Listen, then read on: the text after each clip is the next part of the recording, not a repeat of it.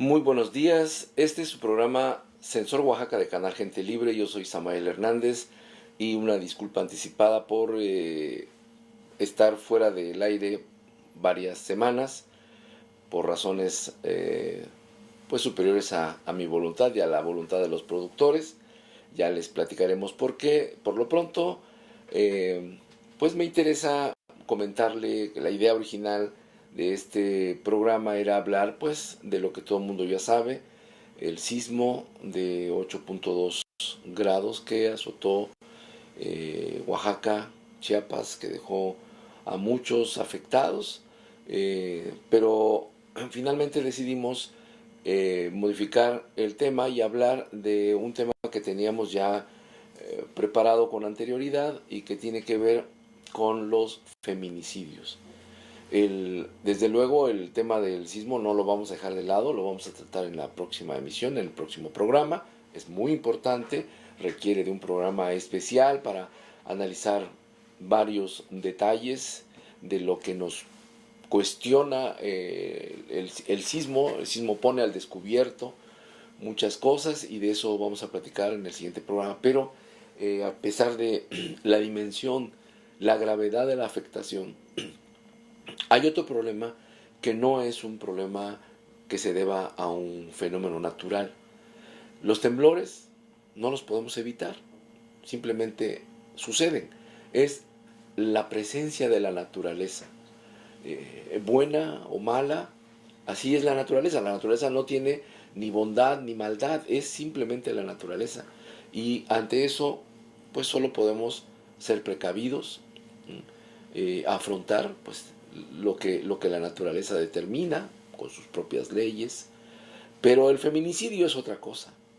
El feminicidio no es un fenómeno natural y por lo tanto es mucho más escandaloso y grave que frente a algo que nosotros los seres humanos podemos regular, igual que otros muchos fenómenos que suceden, pues se trate como si fuera un fenómeno natural. Ay, es que pasa y así sucede. No, eso no es un fenómeno natural. Eso es un fenómeno que provocamos nosotros, los seres humanos, hombres y mujeres, niños, ancianos. Los niños no, ¿verdad? Pero los adultos y los ancianos, pues de algún modo tenemos la responsabilidad. Entonces los seres humanos en general.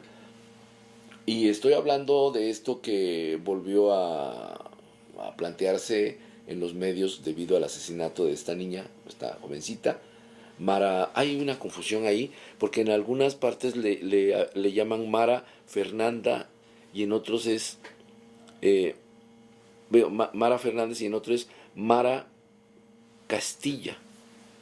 No estoy muy cierto de los apellidos, pero en las redes usted puede ver que se refieren a esta señorita como Mara. Es una estudiante de la Universidad de Puebla que quizás como usted sepa también, pues terminó su ciclo escolar, fue a festejar con sus compañeros, tal vez se tomó algunas copas, pidió un taxi de una empresa que llaman Cabify, en el vecino estado de Puebla, en la ciudad de Puebla. Tomó el taxi y ya no llegó a su casa. ¿Por qué? Porque fue violada y asesinada por este hombre, bueno, no sé si llamarle hombre, a este sujeto que manejaba el taxi, es decir, el taxista. Una empresa supuestamente de taxi seguro, igual que la otra Uber, pues que da estos resultados, ¿no? El asesinato, hay que decirlo así, porque no es la muerte neutral, no, es el asesinato de esta persona, de esta chica. Y bueno, pues se han dejado ya los comentarios, la gente comenta, evidentemente hay personas, hombres y mujeres, que estamos indignados, ¿no?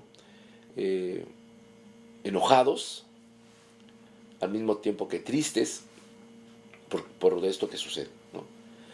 Hay otras personas, quizás igualmente indignadas o tristes, que tratan esto de los feminicidios, de la violencia en contra de las mujeres, como si fuera un fenómeno natural. Entonces, ay, pues no salgan, hijas.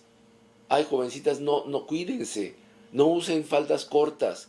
No, si no se trata de eso, o sea, no es un fenómeno natural ante el que hay que pues resguardarse y dejar que pase el temporal. No, señores y señoras. Es un fenómeno que provocamos nosotros. Es decir, lo podemos resolver nosotros, lo debemos resolver nosotros, porque es un problema que provocamos nosotros, ¿no? ¿Y por qué provocamos estos problemas? Pues a lo mejor no de manera individual, porque mucha gente dirá, pero yo qué tengo que ver en esto si yo me porto bien. No, es un problema social. Por eso digo nosotros. Es un problema social. Contribuimos a eso de manera colectiva, de muchas maneras. De muchas maneras.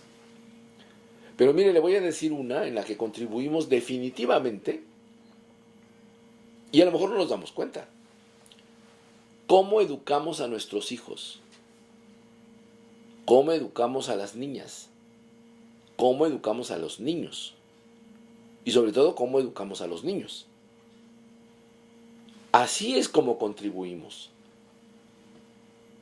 A lo mejor usted se porta bien, usted es un excelente padre o madre de familia, cumple con sus obligaciones, quiere mucho a sus hijos, pero envuelto en ese amor puede ir el germen de lo que después va a suceder cuando ese niño crezca.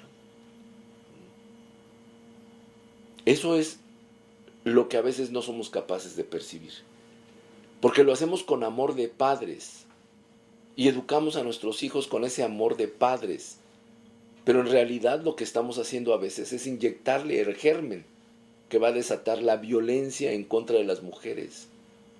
No puedo hablar extensamente del tema porque es muy amplio y es muy complejo, y además la gente se siente afectada. Dice, no, pero es que yo no hago eso. Es que no nos damos cuenta. Construimos relaciones con nuestros hijos que son a veces muy peligrosas por las consecuencias.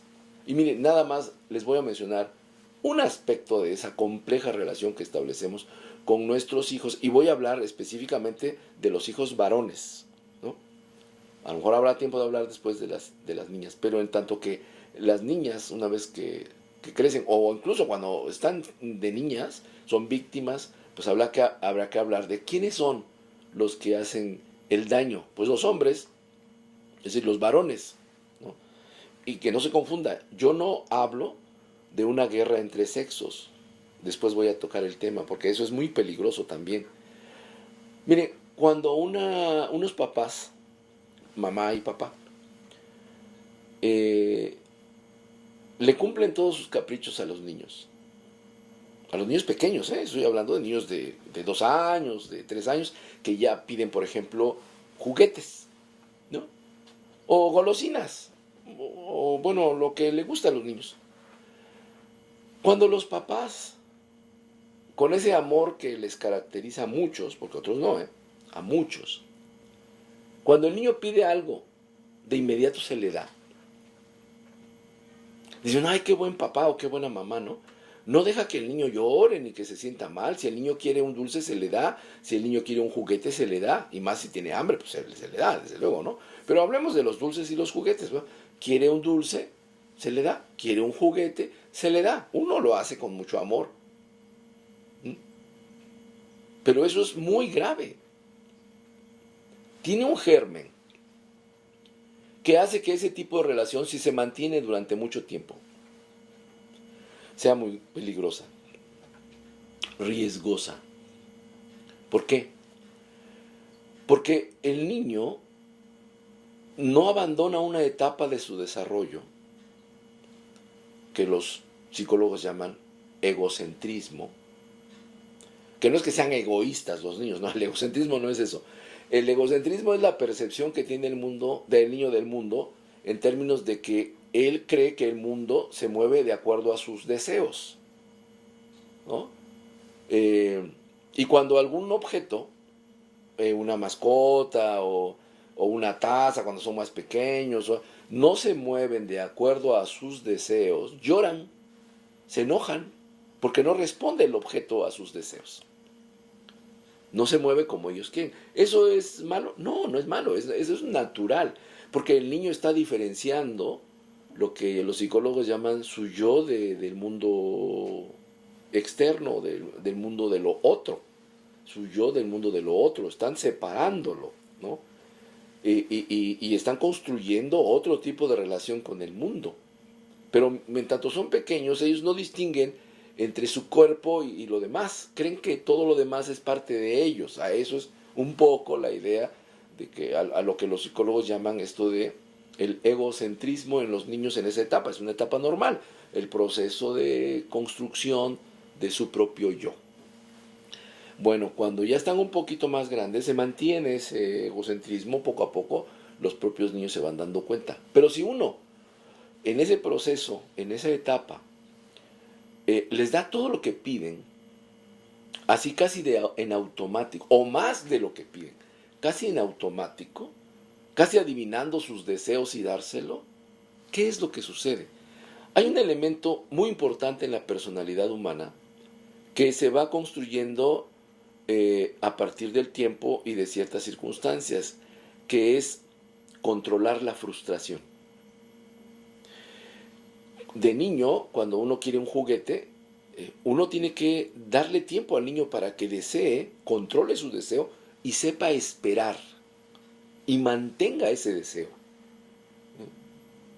Entonces, cuando un niño quiere un juguete, dependiendo de la edad, desde luego, es decir, no es, sí, cómpraselo y dáselo, y ya está contento, al rato lo bota y quiere otra cosa, que sería lo de menos, ¿no? No, aquí lo importante es que el niño no aprende a controlar su frustración, ¿no? Él ya quiere, en ese momento, tener ese juguete. Y si no se le educa para que pueda controlar esos deseos, y que tiene que portarse de determinada manera para tener la satisfacción de ese deseo, pues entonces el niño que va a crecer va a tener ese problema de, digamos, incontinencia de su deseo. Es decir, no va a poder controlar su deseo. Entonces, esto solo es un aspecto, ¿eh? Hay otros más. Pero cuando educamos a nuestros hijos, no nos damos cuenta de lo que estamos haciendo. Y como está envuelto en el amor, menos, ¿no? Y aquí debo señalar algo, que en esta relación quienes contribuyen más son las mujeres. El amor a sus hijos las lleva a veces a esos excesos y no se dan cuenta porque pues es amor, ¿no? Pero también debo decir que son las mismas mujeres en otras condiciones las que nos educan para controlar esos deseos, ¿no? Entonces siempre el asunto es complejo, no es nada más blanco y negro, ¿no? Los papás juegan un papel de más contención, digamos, por lo regular, ¿no? O sea, el papá dice, no le des así inmediatamente lo que quiere el niño, déjalo un rato, o que haga algo para que se lo gane, pero la mamá sufre mucho cuando eso pasa. Entonces, bueno, es una cuestión que los padres tenemos que aprender a manejar en la relación con nuestros niños. Desde luego es lo mismo con las niñas. Pero ¿qué sucede? Bueno, muchas veces ya de adultos, los niños que fueron educados de esa manera, y de más otras cosas, desde luego, no pueden controlar sus deseos. O sea, quieren algo y lo quieren ya, ¿no? Y esto incluye la relación con las mujeres. Y aquí entra otro asunto. Cuando un niño no es bien educado en su casa a temprana edad, cuando digo temprana edad me refiero de los 0 a los 3 años, quizás a los 5 también, en una relación con las mujeres, e incluso en una edad un poco mayor, sobre todo cuando los niños empiezan a despertar en su sexualidad, ahora cada vez más, de manera más temprana, esto es otro tema, ¿no? En la sexualidad, los niños empiezan a fijar en las niñas, ¿no? No tienen la habilidad para relacionarse con las niñas de tú a tú, es decir, de persona a persona. Para reducir la complejidad de esa relación, porque una relación entre personas Es una relación compleja, pero no se vaya porque vamos a seguir hablando de este tema más adelante.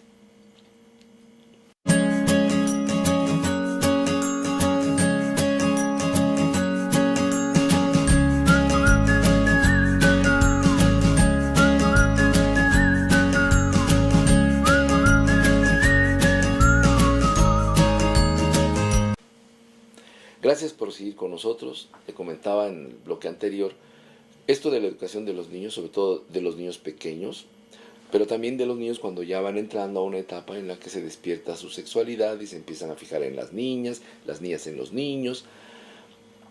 Y me voy a referir solo en el caso de los niños. Cuando ven a la niña, es normal que los niños mantengan cierta distancia, pero cuando crecen ya empiezan a socializar más con las niñas, pero ¿cómo socializan? Es decir, ¿cómo socializan sobre todo cuando la niña les resulta sexualmente atractiva? Una relación de tú a tú es complicada. Necesita uno, digamos que ciertas habilidades de comunicación, de disposición de ánimo, etcétera, para que el otro sea reconocido como una persona y se hable con él, se le escuche, se le acompañe en sus sentimientos, se identifique uno con él o con ella, etcétera. Bueno, eso es complicado.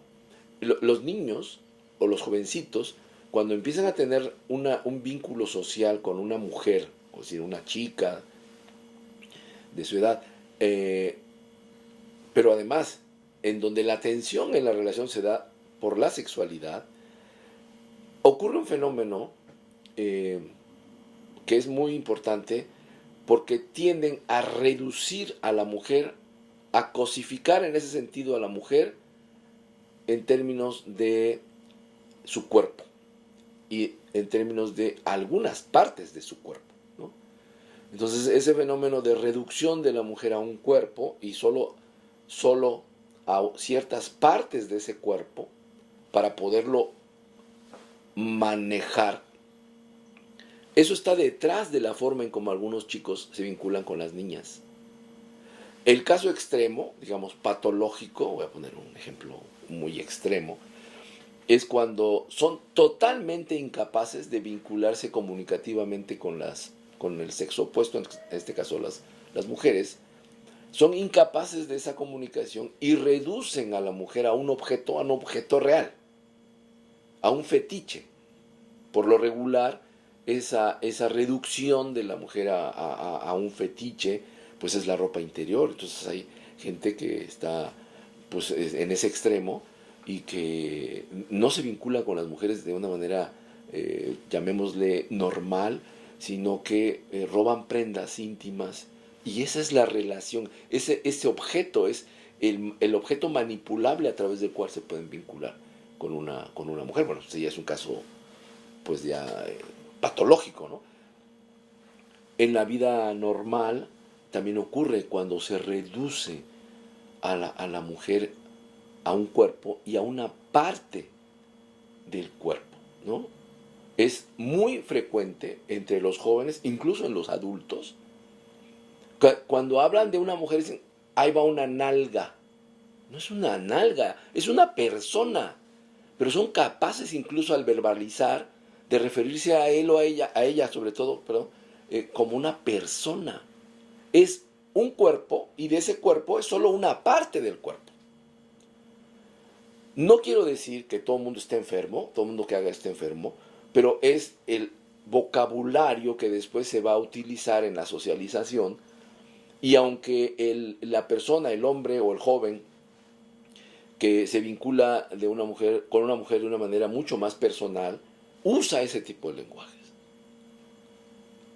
Y ya no digamos los que sí lo creen, es decir, los que necesitan esa reducción a objeto y parcialmente a una parte de ese objeto para poderse vincular con la mujer, porque son incapaces de mantener una comunicación. Por eso es importante controlar el uso de este aparato, de los celulares y las redes sociales, porque los niños pierden capacidad para establecer una relación empática de tú a tú con las niñas. O sea, se vinculan a través del teléfono. Si antes que no había celulares era era difícil porque en la comunicación se daban estos vicios, pues ahora es mucho más fácil cosificar a las niñas o a las mujeres en general. Y le estoy hablando de un aspecto de esta relación compleja que se da en el seno incluso de la familia. Ahí es donde empieza el germen a darse, ¿no? Y esto nos llevaría a una discusión más amplia. Pero quedémonos en eso.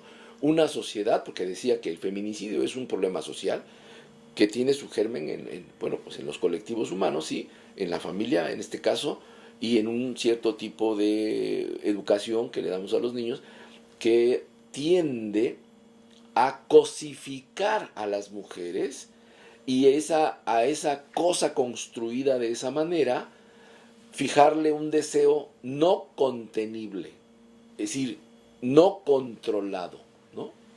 Y yo creo que algunas conductas de los varones se explican, por ejemplo, en parte por esas dos variables.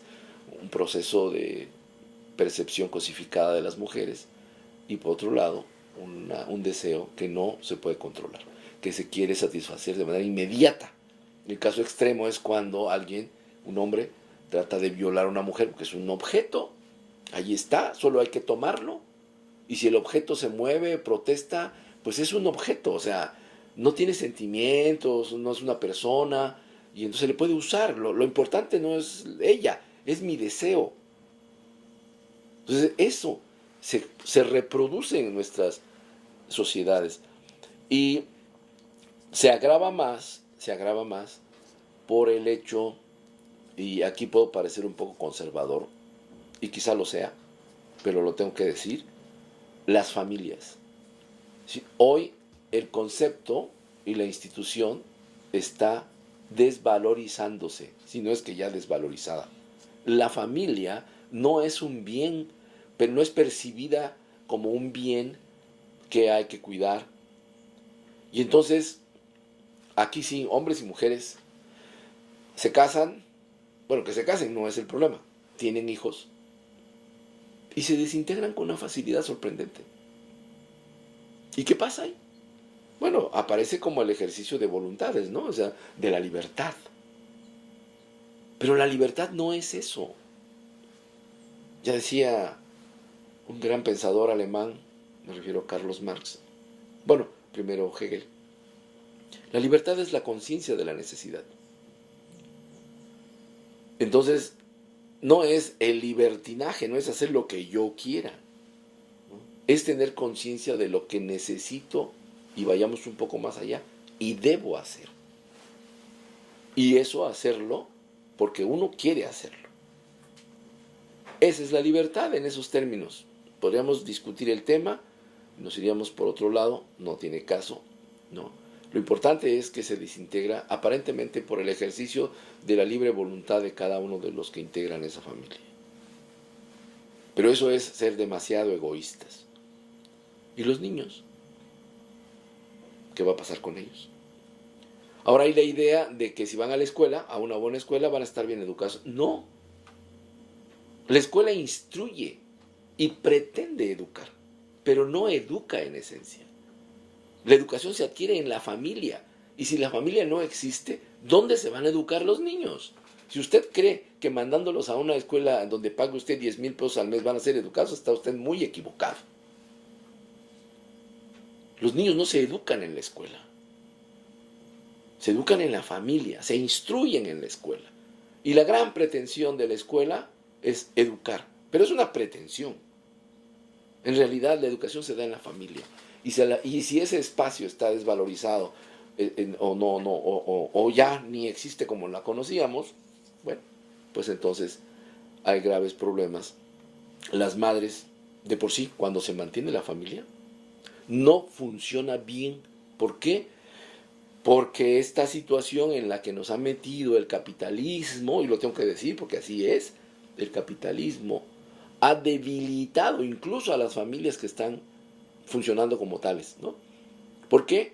Porque el papá tiene que trabajar, porque la mamá tiene que trabajar, para que medio alcance los ingresos de la familia. Entonces, el niño queda igual de desamparado. Claro, no es igual, ¿no? Porque finalmente tiene una idea de hogar, tiene una idea de su familia, conviven en pocos momentos, pero conviven, pero al final el efecto de la precarización brutal a la que nos ha sometido el capitalismo en estos años, lo que ha provocado es, de hecho, la desintegración de lo que queda de la familia, ¿no? A eso agréguele la ideología que nos han estado metiendo, de que las mujeres son iguales que los hombres. Sí, desde luego que son iguales que los hombres, somos personas, pero socialmente tenemos responsabilidades. Iguales sí, pero diferentes en cuanto a su calidad. Las mujeres, al ser madres, tienen tareas diferentes que los hombres.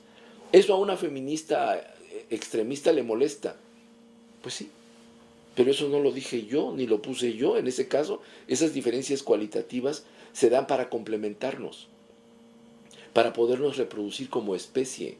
Alguien tiene, cuando dos en una especie se reproducen sexualmente, alguien cuida a los hijos. Por ejemplo, en algunos casos, en el caso, por ejemplo, de los mamíferos, desde luego, por ejemplo, algunos peces o algunos insectos son los machos los que cuidan los huevos, pero en otras son las hembras. En el caso de nuestra especie, pues son las hembras las que amamantan y tienen esta tarea de la especie, asignada por la especie, por la evolución de la especie, para cuidar a los niños en esas edades. Los papás tienen que ayudar, porque no pueden amamantar, no pueden tener a los hijos 9 meses en la gestación, o sea, no podemos hacer muchas cosas los hombres, pero nos podemos complementar. Esas diferenciaciones, insisto, le molestan a muchas feministas que llegan al extremo de plantear una guerra entre los sexos. Yo no estoy de acuerdo con eso. Desde luego, soy hombre y pienso como hombre. Tengo desviaciones varoniles o masculinas, o machistas, como quiera usted llamar. Desde luego. Sí, claro. A veces no me doy cuenta. O sea, actúo como me educaron y actúo a veces también bajo mis instintos masculinos y reconozco que no puedo pensar como una mujer. Pongo mis puntos de vista sobre la mesa y estoy dispuesto a escuchar y a corregirme. No soy perfecto. Y además debo decir también una cosa, yo tengo en muy alta estima a las mujeres. Creo que de los dos las mujeres son mejores, por muchas razones, ¿no? Pero bueno, este no es el asunto. El asunto es que este tema de la familia es muy importante. Y yo sé que puedo sonar conservador y que algunas feministas se van a enojar, pero tenemos que recuperar esta forma de organización hasta que no tengamos muy claro o no tengamos claro de hacia dónde va a evolucionar la familia. Ya se han dado cambios al interior de la familia. Ya no es la familia de antes. A mí me tocó vivir una familia muy patriarcal, pero muy patriarcal. Yo vengo de la región del Istmo, la de los sismos, bueno, la del sismo, y yo fui educado aparentemente en una ciudad donde las mujeres pesan bastante, sí pesan bastante, pero es una sociedad patriarcal. Y de eso ya podemos hablar en algún otro programa. Pero lo cierto es esto, esa fue mi educación. Así me educaron mis padres, mi mamá y mi papá. Y desde luego mi reeducación fue muy difícil, muy complicada, porque uno lo lleva adentro, ahora sí como dicen, metido en la sangre. Entonces no puedo liberarme tan fácilmente de esas formas de pensar, pero hago el esfuerzo, sobre todo me contengo. Eso es importante porque hay momentos en los que uno explota, ¿no?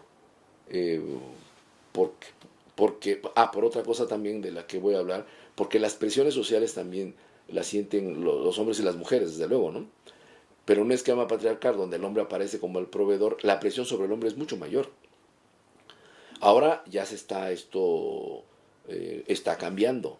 Al seno de la familia la relación es más equitativa, más igualitaria, ya no hay una división tajante del trabajo, en fin, todo esto está muy bien, es parte del proceso evolutivo de las familias, ¿no? Pero todavía hay muchas familias que tienen una estructura patriarcal, muchas. ¿Y a dónde quiero llegar? A que esta presión social también afecta a la salud mental de los adultos. el no tener trabajo para mantener a tu familia, ¿no? O tener un ingreso precario para mantener a tu familia, todo esto te llena, sobre todo a los hombres que asumen ese rol, depresiones, te llenan depresiones, y esto va alterando, si no eres consciente de las presiones, esto va alterando tu manera, tu conducta, te va modificando la conducta, y hay un momento en que estás tan lleno de problemas que explotas, ¿no? Y eso hay que controlarlo y hay que darse cuenta y hay que tratar de canalizarlo. Como decía Freud, hay que tratar de sublimarlo. Pero no se vaya usted porque vamos a entrar ya al cierre de este programa.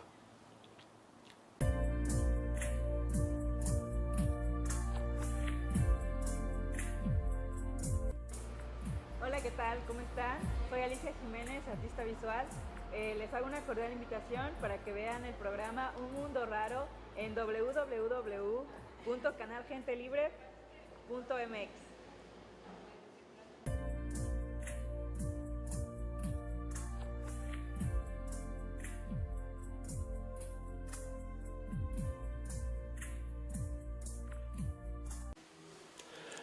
Gracias por seguir con nosotros. El tema es amplísimo, da para mucho, pero tengo que acotarme a los tiempos. Entonces, comencé planteando el problema de la violencia en contra de las mujeres.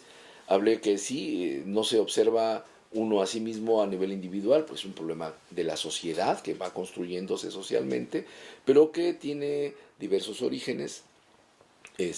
Hablamos mucho de la familia, de los niños, de la relación entre los niños y las niñas, de la salud mental, ya subimos de nivel, hablamos de la sociedad, de cómo esta sociedad enferma a hombres y a mujeres, bueno, pero aquí los agresores son los hombres, entonces hay que focalizar a los hombres. Y finalmente, digo finalmente para ir cerrando, porque si no, no terminamos de comentar, pues la criminalidad. La criminalidad ya tiene otros componentes, pero son un factor que aparece de manera sistemática, ¿no? Eh, focalizando a las mujeres como sus víctimas, ¿no? Desde los secuestros, el tráfico de las mujeres, lo que llaman ahora la nueva forma de esclavitud, entre ellas está la prostitución obligada, a la violenta, a la que someten a algunas mujeres, ¿no? En algunos estados, Tlaxcala, todo el mundo sabe que en Tlaxcala hay prostitución de esclavas, o sea, mujeres que están encerradas en un lugar y son obligadas a prostituirse, este, eh, por la voluntad de ese grupo delincuencial, ¿no? Y bueno, ya no hablemos del crimen organizado, que aparte de esto, del tráfico de mujeres, llega más bien a ser eh, violaciones con los robos que hacen, violan a las mujeres, a veces las matan, o incluso este asunto terrorífico de el, el secuestro de mujeres para asesinarlas filmando la muerte, el asesinato, y vendiendo las películas. O sea, uno diría, esto no puede ser, no, sí, sí, ocurre, desde luego que hay. Eh, entonces esto es verdaderamente espantoso y quise plantear algunos de los elementos que van configurando la problemática como una problemática social. Ahora lo importante es, bueno, ¿y qué vamos a hacer? Porque yo estoy completamente de acuerdo con las mujeres que se manifestaron el día de ayer domingo, porque hoy estamos grabando el programa el lunes, usted lo verá el 21 el jueves, diciendo pues ni una más y queremos que se actúe con energía. Pero el asunto es complicado y a largo plazo uno de los caminos es la educación en la familia. Esto es a largo plazo, vamos a formar generaciones, pero la tarea la tenemos ya quienes tenemos niños. Allí hay que empezar a largo plazo para que este problema disminuya. A mediano plazo, pues tiene que ver con asuntos de seguridad social. Eh, Miren, ¿por qué las mujeres se exponen tanto? Sobre todo las mujeres adultas, ¿no? Adultas digo de 24 a 40 años. ¿Por qué se exponen tanto? Pues porque tienen que trabajar. Si yo no digo que las mujeres no trabajen, yo lo que digo es que hay mujeres que trabajan hasta en 3 cosas. Salen de una chamba, se van a otra, luego se van a otra. ¿A qué hora regresan a sus casas? Pues a la 1 o 2 de la mañana. Y al otro día tienen que salir a las 6 para empezar con otra, el primer trabajo. ¿Por qué? Porque no les alcanza lo que ganan. Y más si son madres solteras, ¿no? Entonces, bueno, la seguridad social es fundamental. Se tiene que fortalecer el sistema de seguridad social que esté orientado a la protección de la ciudadanía en general, pero de las mujeres y los niños en particular. Mire, ¿ha observado usted un hormiguero? Si no lo ha observado, lo invito a que lo observe. Cuando hay un peligro en el hormiguero, ¿qué es lo primero que sacan las hormigas obreras? Los huevecillos y a la reina. Porque es una respuesta de especie. Los seres humanos tendríamos que hacer lo mismo. En un momento de crisis, de peligro, ¿a quiénes tendríamos que salvar? A las mujeres y a los niños, que sería la reacción natural de la especie para poder seguir. Y eso estamos perdiendo, porque nos hemos convertido en seres supuestamente culturales, bueno, de hecho, culturales, ¿no? Y todo lo que tiene que ver con la naturaleza, con nuestro cuerpo, con lo que nos hace sentir nuestro cuerpo y todo esto, lo hemos dejado de lado. Bueno, en fin, pero la seguridad social. Y la otra parte tiene que ver, desde luego, la seguridad social con la economía, empleos mejor remunerados, protección para el desempleo, protección para las madres solteras, protección para los niños. O sea, no le estamos pidiendo al gobierno que se haga cargo, porque finalmente el gobierno lo pagamos nosotros.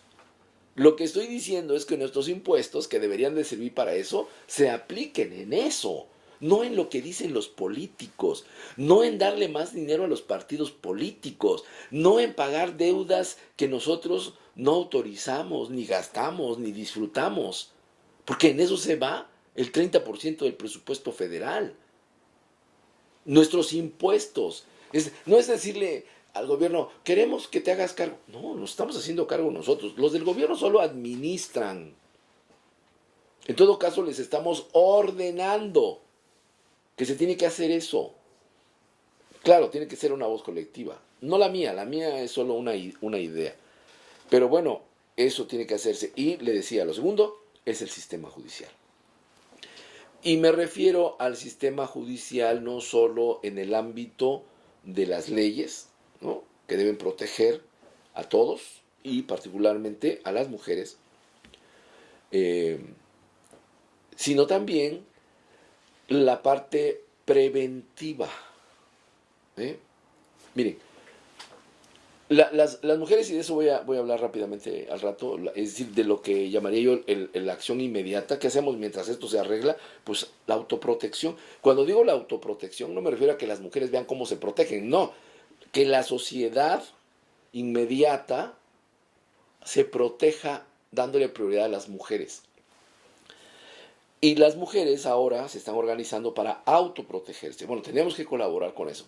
Hay medidas que están tomando, por ejemplo, las más conservadoras, pues que no salgan, que no se pongan minifalda. Dices, bueno, pues dada la emergencia a lo mejor sí, pero no podemos coartar el derecho a las mujeres. No por eso deben estar encerradas y vestidas como monjas en sus casas. Deben disfrutar de la libertad que les da el ser ciudadanas de este país, ¿no? Y de ser seres humanos. Yo una vez vi, hace muchos años desde luego, en Ciudad Juárez, y me dio mucho gusto porque veía yo salir a las chicas de minifalda, tacones, de un antro, a las 3 de la mañana, caminando, solas entre ellas, ¿no? Caminando por las calles y no parecían acomplejadas en aquella época. Y me dio mucho gusto, dije, bueno, ya, al menos aquí en el norte, las mujeres pueden andar como quieran de noche a la hora que sea y no pasa nada. Así debería de ser. Porque el que una chica vaya con minifalda y a uno le guste, no quiere decir que esté a disposición. Bueno, pues así salían y ahora no se puede. Bueno, está bien, a lo mejor lo tenemos que hacer transitoriamente, Pero lo importante en la autoprotección no es solo eso. Regreso a la prevención. Aunque se protejan, hay momentos en los que las mujeres reclaman intimidad. Cuando una mujer se enamora, pues no va a querer que sus amigas vayan con ella, ¿verdad? Para estar siempre cuidándola del muchacho que acaba de conocer. Porque lamentablemente, pues así se dan las relaciones. Se acaban de conocer, es un desconocido el tipo, no saben quién es. Entonces, pero la niña ya se enamoró, le gustó, lo que ustedes quieran, quiere estar a solas con él. Ahí hay un peligro, desde luego, hay un peligro. Pero ¿qué hacer? Que la niña le interrogue, no sé, no funciona así. Pero ahí es donde viene la ayuda mutua. Sí, bueno, está bien, las amigas se alejan, pero pueden darle seguimiento, ver quién es, no sé, tomarle una foto, con quien se vaya la muchacha, porque se van a veces solos a disfrutar su relación, no pasa nada, pero puede pasar. Y son las amigas las que tienen que cuidarse, porque la enamorada no se da cuenta de los riesgos que corre. Porque lo primero que proyecta es bondad hacia la persona que le gusta. Es bueno por naturaleza, es bueno porque lo quiere, pero no es así. Bueno, pero eso pasa. Pero las otras niñas se dan cuenta de que no es así. Entonces, allí es donde viene la idea. Esa es una medida preventiva, si quieren ustedes, muy elemental, pero bueno, es una idea que pongo en el tapete. Claro, hay otras, ¿no? Efectivamente, no arriesgarse a tomar cualquier taxi, como ya lo han dicho, no caminar por zonas peligrosas, oscuras, solas, y cosas que ya se han estado recomendando, que son parte de las prevenciones, pero hay otras que sí pueden hacer las autoridades, ¿no? Y sobre todo los policías. Primero, capacitar a los policías, porque en muchas ocasiones los que acosan más a las mujeres son los policías. Y eso a mí me consta. Son los policías los que acosan más a las mujeres. Bueno, pues castigo ejemplar para cualquier policía que se pase. Están para proteger a las mujeres, no para usar el uniforme y abusar de ellas, ¿no? Que quieren poner a mujeres policías para que eso no ocurra. Bueno, está bien, si quieren meter a más mujeres policías, está bien, pero hay que reeducar a los varones policías. Tienen que ayudar a las mujeres. Una mujer, cuando vea a un policía, se tiene que sentir protegida. Lo ideal sería que cuando viera a un hombre, pues, debería sentirse protegida. Pues no, ahora no está así. Ven a un hombre y corren. Sobre todo si se aparece de noche el tipo. Ven a un policía, pues a lo mejor hasta se desmayan, ¿verdad? Porque es un peligro inminente. No puede ser. Podríamos hablar muchísimas cosas de esto, pero hay cosas que sí puede hacer la autoridad. Ya dije lo de los policías, ¿no? Lo otro es en las zonas que son peligrosas. Bueno, hay cámaras, ¿no? Debe haber un sistema de alarma para las mujeres en todos los lugares donde pudiera haber cierto riesgo. Por ejemplo, hoteles, moteles, lugares encerrados donde pueden ir las parejas y no sabe uno con qué loco se va a encontrar. Debe haber allí pues los llamados botones de alarma, ¿no? Que permitan a una mujer que está siendo maltratada pues dar aviso de inmediato a la administración para que llegue alguien a auxiliarla, no sé, cosas de ese tipo que sí se pueden hacer si se regula de otra manera. En los bares, ¿no? Si van acompañadas, está bien. Si toman 2 o 3 copas de más, bueno, pues así es la fiesta. Pero los administradores del bar deben darle seguridad a las mujeres. Si una mujer se ve ya muy pasada de copas, debe brindársele un tipo de seguridad. Deben ser ellos los que se encarguen de subirla al coche, de ver que vaya bien sentada, o si se está durmiendo, que una amiguita la acompañe, y si no, el taxista, y que el bar se haga responsable del servicio de traslado. Y eso tiene que estar regulado, porque si no es una cosa privada, pues yo llamé el taxi, pues tú tienes la culpa. No, si vas a un bar, eres mujer y te pasas de copas, te contratan un taxi o no te dan las llaves del coche hasta que no venga el taxi, te lleve a tu casa y dice, aquí está su coche, señorita, mañana puede usted pasar por él, mientras se ve en un taxi para que se le lleve a su casa. Y ese taxi es responsabilidad, porque nosotros lo llamamos, del bar. Nada de Cabify, Uber y esas cosas. Ya vemos lo que está pasando. Bueno, este tipo de regulaciones tiene que haber. Además de la que ya mencioné, la autoprotección, que tiene que ser no solo de las mujeres, porque si no, entonces caemos en la idea de la guerra entre los sexos, ¿no? Tiene que ser una autoprotección de la sociedad. Y la mejor autoprotección es que ningún ciudadano se quede a la expectativa si ve que a una mujer se le está maltratando o se le intenta hacer algo peor. Y tiene que hacer de inmediato la denuncia. Ahora ya no hay pretexto, se puede grabar, subirlo a las redes, avisar a la policía, ¿no? En fin, este tipo de cosas que la ciudadanía tiene que hacer, además de lo que las mujeres decidan hacer. Esto pues me permite a mí pasar a comentarles que hay una obra de teatro, ¿no? Que yo fui a ver y habla de esta temática. Es una obra muy buena, se llama Monólogos del Silencio, y es una obra del Consejo de Formación Ciudadana. Está por exhibirse por segunda ocasión el 5 de octubre en el Teatro Juárez a las 19 horas. La entrada es gratuita. Organiza la Casa de las Máscaras. Yo se lo recomiendo ampliamente porque en primer lugar es un esfuerzo artístico de un grupo de mujeres que de origen no son actrices, digo de origen, ¿no? Pero se han formado como actrices precisamente en la Casa de las Máscaras, se han formado como actrices y yo de veras estoy gratamente sorprendido por el nivel de profesionalismo que tienen estas mujeres que se presentaron en esta obra de Monólogos del Silencio, que habla de los feminicidios y es una obra estremecedora que tiene usted que ir a ver. Yo le recomiendo que vaya a ver esta obra para que un poco vea qué es lo que está sucediendo a través de lo que hacen estas mujeres en el escenario. Son escenas fuertes, no es para niños, ¿no? Yo cuando fui vi a algunos niños por ahí, pues es más bien una obra para jóvenes y adultos, ¿no? Un esfuerzo, no me adelanto mucho para no quemarle la obra, es fuerte, ¿no?